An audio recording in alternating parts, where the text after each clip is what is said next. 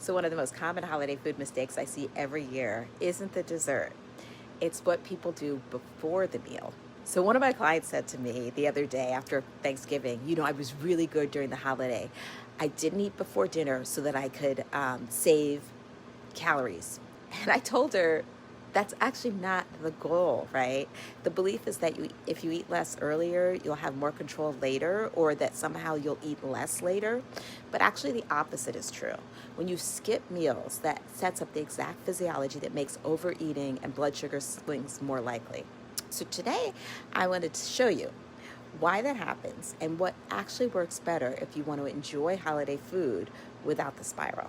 So when you skip meals earlier in the day, your blood sugar is going to fluctuate. In fact, it's going to drop. That's going to trigger hunger hormones. Your cortisol is going to increase. Your cravings are going to get much louder. And your brain becomes food urgent. So by the time dinner arrives, you are hungrier than you realize. You're more reactive around food. And you're more likely to overeat. You're going to be less satisfied even when you do eat. So this is not lack of discipline. It's your biology responding to deprivation. If you actually want to enjoy holiday food without overeating or spiraling, the strategy is actually the opposite of what most people try. You don't undereat all day to earn dinner. You actually support your metabolism all day so dinner doesn't hijack it. So what does that look like? It means eating earlier in the day, eating regularly, listening to your hunger cues, leading with nutrient-dense foods. This helps keep your blood sugar steady. When your body feels nourished, your cravings soften. When cravings soften, choice becomes easier. So here's what actually works much better on holidays and really every day.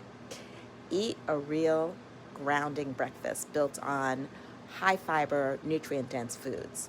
Make sure you have a midday meal that's also anchored around these high fiber foods like vegetables, beans, whole grains, nuts, and seeds. When you keep fiber and real food coming in regularly, you won't arrive at dinner depleted and desperate. Your physiology won't be screaming, "Feed me." You're not trying to save room, you're trying to stay steady. When your system feels nourished throughout the day, your blood sugar stays calmer and more regulated. Your cravings are quieter. Your portions regulate themselves naturally, and you can enjoy dinner without that urgent, out-of-control feeling.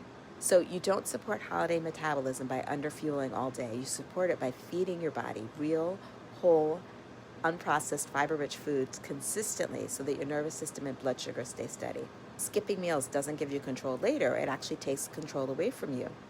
So when you steadily nourish your body throughout the day, it maintains your blood sugar, it reduces cravings, and it prevents overeating. It also protects your energy, and it supports your overall health. This is how you can indulge without disconnecting from your body. So if there's one thing I want you to remember from today is that skipping meals doesn't give you more control later, it actually takes it away. Steady nourishment supports healthy blood sugar. Steady blood sugar makes the choice much easier. So in the next video in this series, we're going to talk about something that quietly affects blood sugar just as much as food does. And I'll explain why your nervous system plays a much bigger role in your metabolism than most people realize. If this episode helped you reframe how you think about holiday eating, come back tomorrow for more. And if you know somebody who skips meals to save room, this is a great one to share. Don't forget to like and subscribe so you don't miss anything in the series.